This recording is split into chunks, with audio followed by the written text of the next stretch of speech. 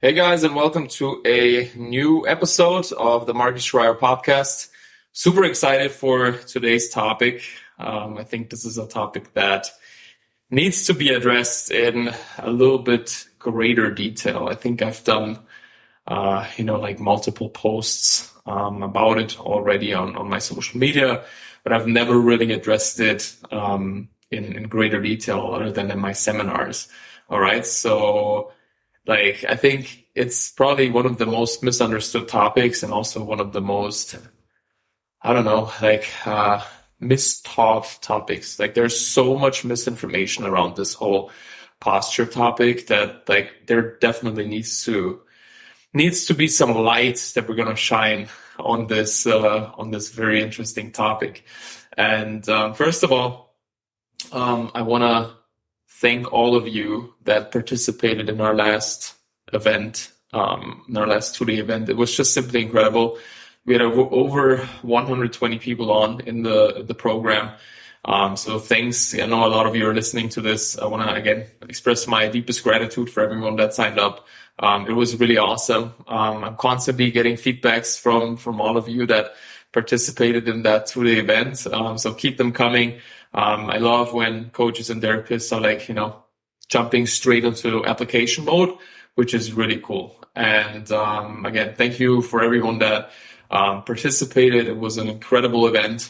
So for those of you that don't know what I'm talking about, we basically had a 2-day online course in August, which was basically one of the first ones that I did in a long time. And it was just really, really awesome. That's why I also decided that we're going to have our next 2-day event in October. So if you want to save your spot, you could do so by clicking the link below. It's going to be a 2-day neuro training online event.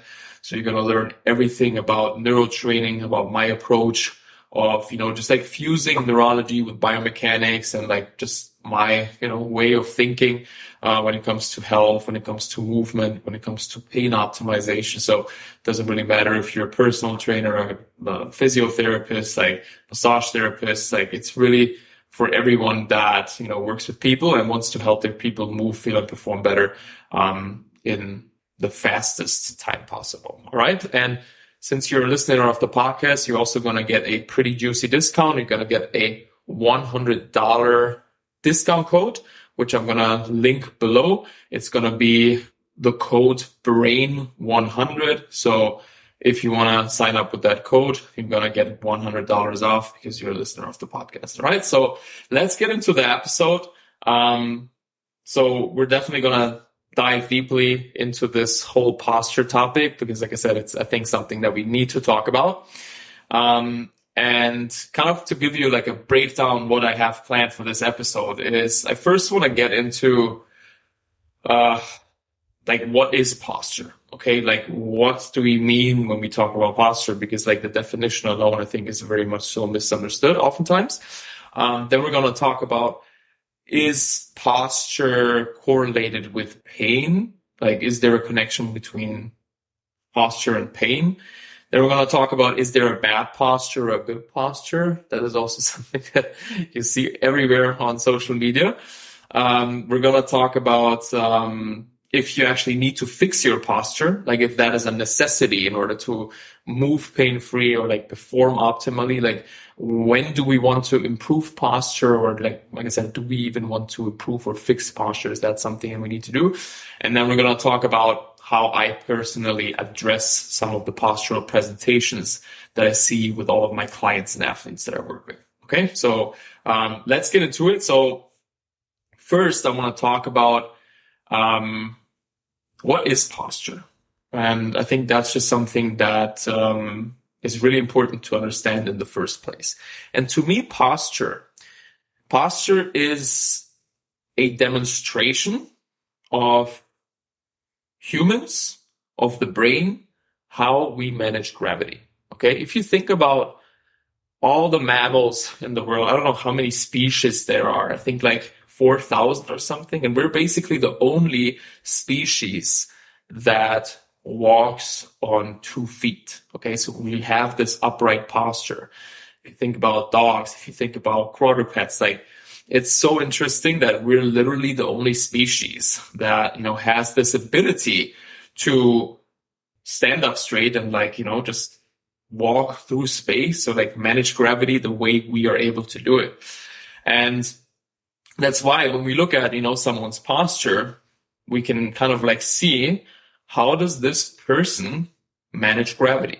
Okay. Are they more, say, hunched forward? Are they super extended? Is one shoulder lower than the other? What are the feet doing? All of these things are basically just information about someone's strategy to overcome gravity, which is actually, if you look at it from a brain-based perspective, it's one of the biggest challenges for our brain to fight gravity, okay? Because obviously, when we think about it, when our head hits the ground, that is basically a major threat to our nervous system. That is a major threat to our brain, okay? So that's also why one of the biggest fears of humankind is the fear of falling. That's also why it is important to talk about, okay, how are humans able to manage gravity, okay? And that's also how I see it. I really see it as a tool of the brain to just fight or manage gravity. And let's talk a little bit about, so that's kind of my definition of posture. And I think it's also important to understand that posture is not necessarily something that is static. Okay, so a lot of people think posture is just something that is completely static. If you think about our body, one of the things that we do consistently is we breathe. So every time we breathe, we basically impact our posture. All right, we breathe around 22,000 times a day. And also the way we breathe, which is going to be something we're going to talk about later, is going to impact our posture dramatically. Okay, so that's something to really wrap your head around, is that posture is actually more so a dynamic thing versus a static thing. Okay, because right now, even while I'm recording this podcast, I'm breathing in and out. So my rib cage expands, my pelvis, opens, closes. In general, we just have, very tiny movements occurring all the time in our body. So posture is definitely something that is not completely static, which I think is really important to understand. Okay. So let's address the elephant in the room. Is there a good posture or a bad posture? And I kind of want to address this more from a historical perspective as to where this whole good versus bad posture is coming from. Okay, because if you think about it right now, you probably have this quote unquote perfect posture presentation in your head. So you probably think about, okay, you want to sit upright, the way I'm sitting right now. And if you're listening to this, I'm basically just, kind of lean back in my chair here. For a lot of you would probably think that's bad posture. That's not a good sitting strategy right now, the way you sit. Okay, you should sit there with your back straight, with your cervical spine perfectly neutral, shoulders back, chest up, the classic Jordan Peterson type posture that is, being promoted. Basically, everywhere we go, we hear all the time, okay, stand upright. That's good for you. Slouching is bad. And here's the thing.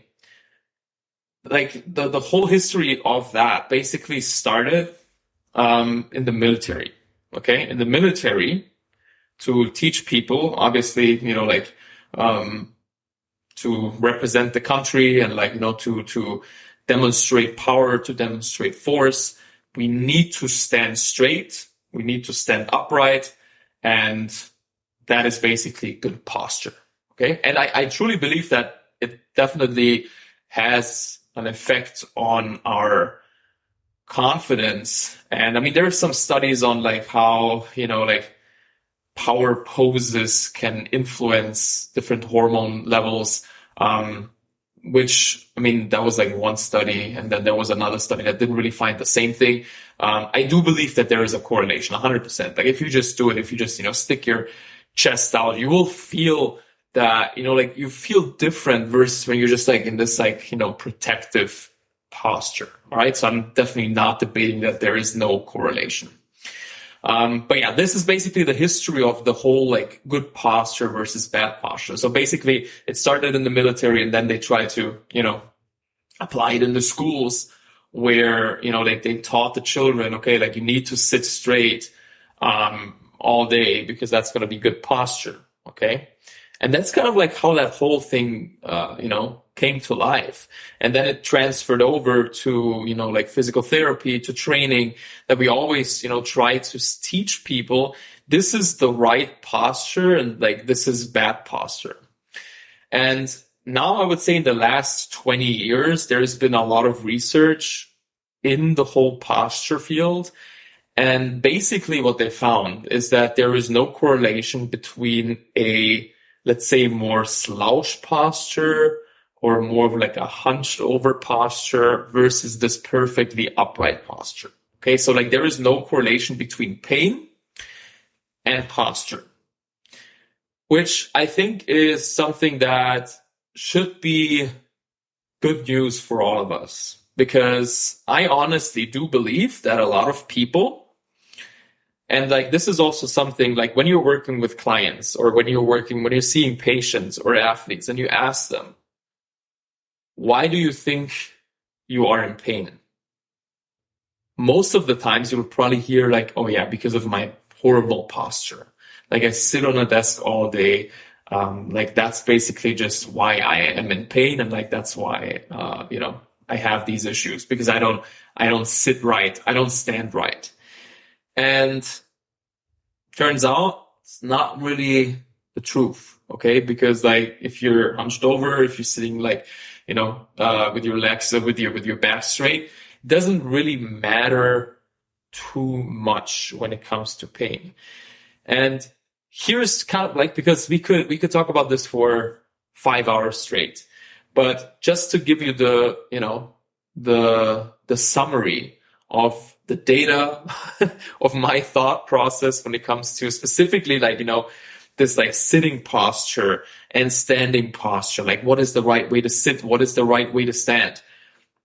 Again, there is no such thing as a good or bad posture. In my opinion, what you should focus on is just focus on changing your posture as many times as you can.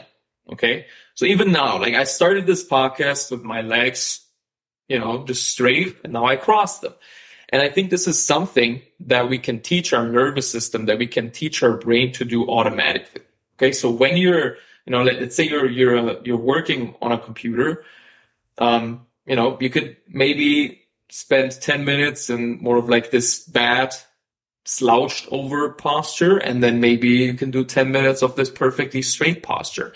Then maybe switch over to kind of like sitting more on your left butt cheek. Then you could switch over to your right butt cheek, cross your legs, tilt your head, drop one shoulder, drop the other shoulder. Like just move around and change your posture as many times as you possibly can. And please don't get neurotic about this, because that's also, I think, one thing that I think is so important. There was actually a really interesting study that looked at this, is that people that think about their posture are at higher risk of developing back pain, or also people, that actually focus more on their posture have more back pain. Okay. So that just basically tells you, all right, if you're overly concerned with the way you move, that's going to make you stiffer. That's going to make you more anxious of your movement. And this is actually a big problem for a lot of people. That's why I personally just really never tell people how to like sit like correctly or stand correctly or how to walk correctly. Like I don't teach these things because, again, if you just think about it, these are all autonomic things. These are things that the nervous system does subconsciously. And that's another thing. Like posture is mostly a subconscious, a autonomic process that the brain controls, right? So we have a lot of these different brain areas and tracts that basically control our posture, right? So if you want to hear a few, we have the brainstem, which is a really big player, and it actually, like controls muscle tone, it controls our extensor tone, it controls our flexor tone, which basically dictates as to, like how much tension a muscle is under and like in what, presentation we are in terms of posture. Right. So the brainstem is really important. The cerebellum also plays an important role when it comes to posture. Obviously, our vestibular system, our body's own balancing system, is really important, specifically for the neck, for the spine, also for our eyes. So like when I'm moving my head side to side, like where the eyes are able to stabilize, like these are all important postural reflexes that, should kick in. And we're going to talk about this when we talk about how to actually address or quote unquote fix posture or improve posture. But just so you know, like it's not something that we have to be so hyper aware or even paranoid about. All right. So again, just for your thought process, again, just change your posture as many times as you can. Don't be too scared about it. Don't be paranoid about it. It's really not something that you should be too concerned about. All right. So let's talk about when posture actually matters, or like how I personally would address someone's posture, because you might ask yourself, okay, I look in the mirror and I see that maybe one shoulder is lower than the other one. Or let's say maybe one pelvis is hiked up more than the other. Or maybe your head is slightly tilted more to one side versus the other. Or maybe you even have, like asymmetries in your face, which all, kind of like correlate with each other. Okay. So you might ask yourself, oh my God, like, do I need to fix that in order to, fix my pain or fix my performance? And I would say here, it really depends. Okay. I'm also not saying, so like, here's the thing where, again, I am definitely a research guy. I love data. I love research.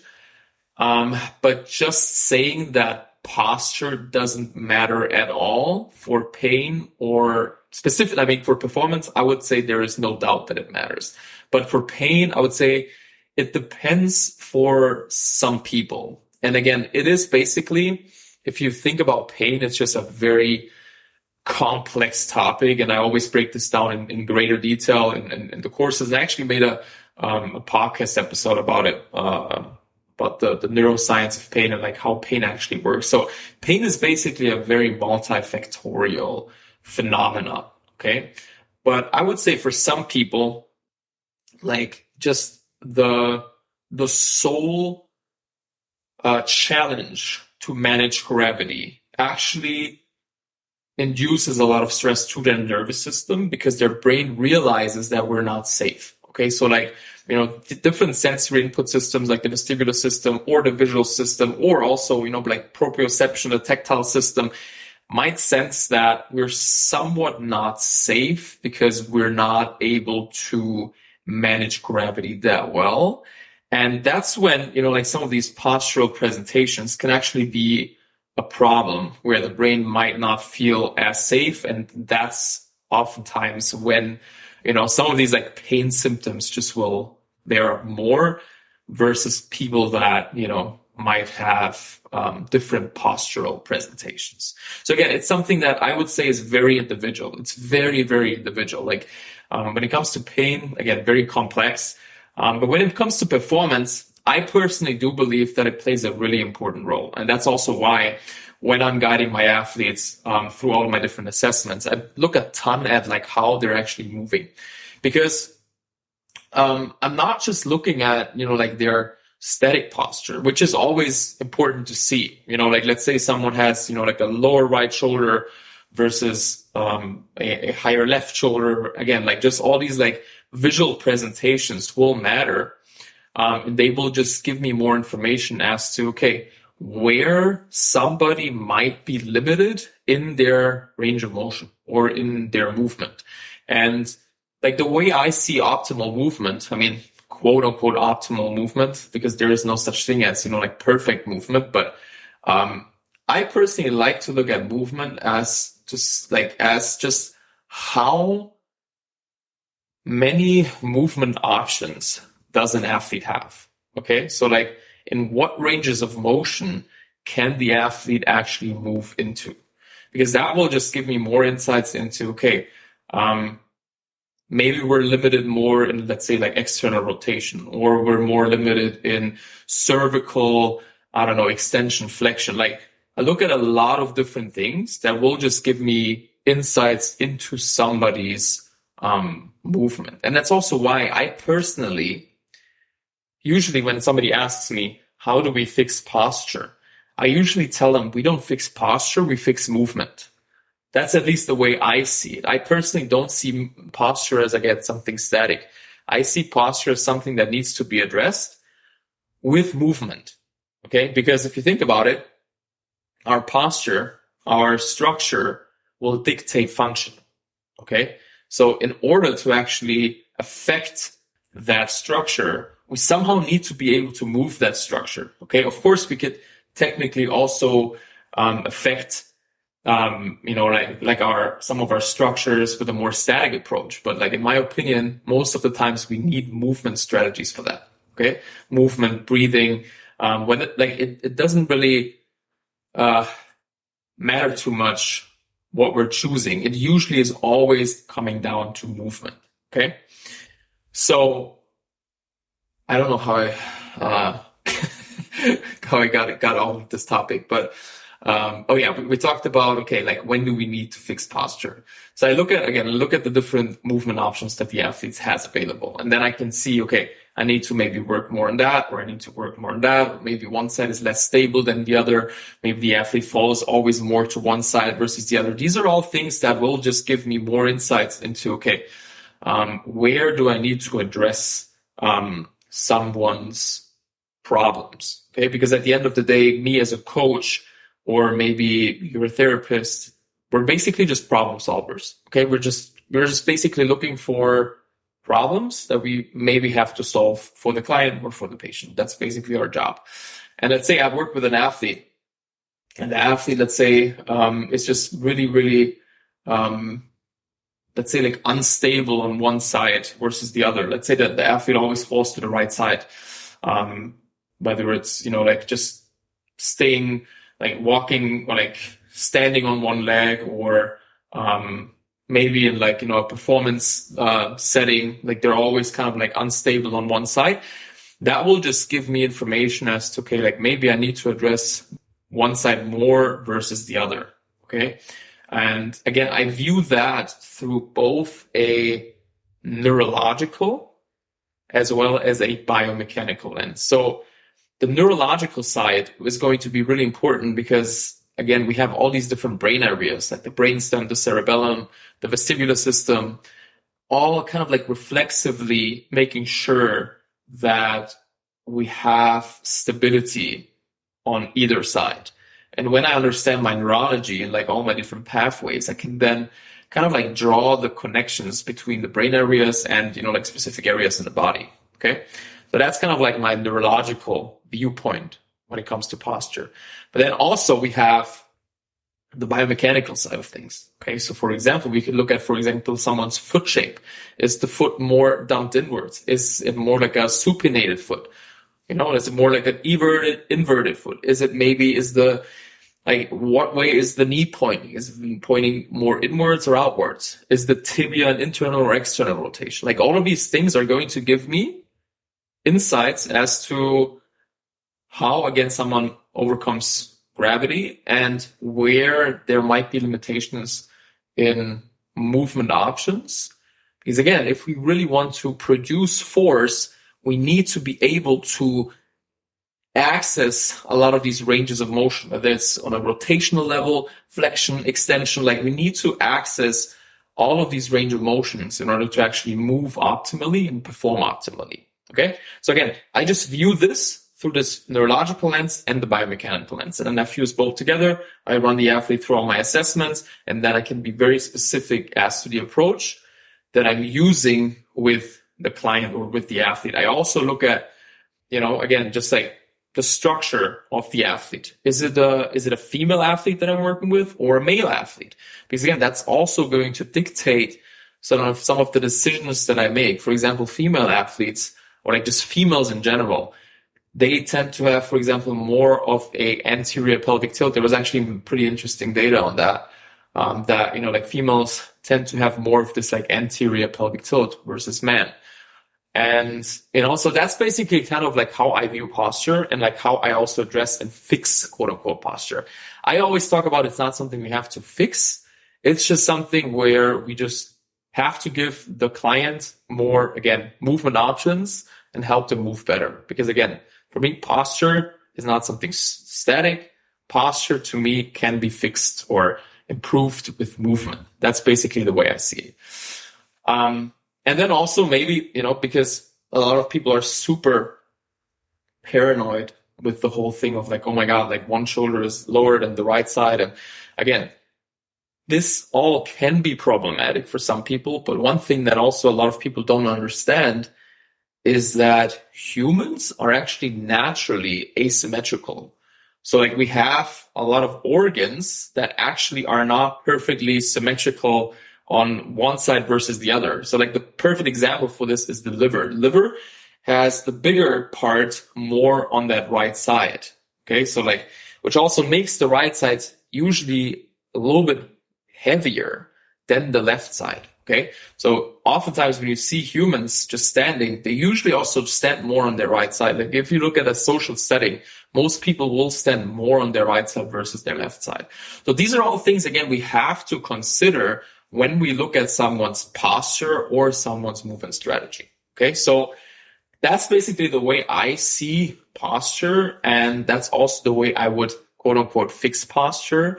When I see, okay, maybe that range of motion of that client or of that athlete is actually so restricted that we have to maybe, like open up some, like ranges of motion on one side versus the other. Okay. So yeah, I hope this was helpful. I really hope this brought a little bit of light into, the topic. Obviously, again, we could talk about this topic for hours. But just to, like summarize it a little bit, again, there is no such thing as a good versus a bad posture, specifically when it comes to sitting or standing or walking. And again, posture, in my opinion, it does matter a lot. It really matters. But it probably doesn't matter so much of, some of the beliefs that you might have had in the past. So like, if you really think that posture is the single reason why you're in pain, I would say that's not true. Like there's always multiple reasons why you're in pain other than just posture. Again, posture is going to matter a ton, in my opinion, for performance. So that's why when I'm working with athletes, that's definitely going to be something that I'm going to address. And then again, we have to view it from a neurological perspective as well from a biomechanical perspective.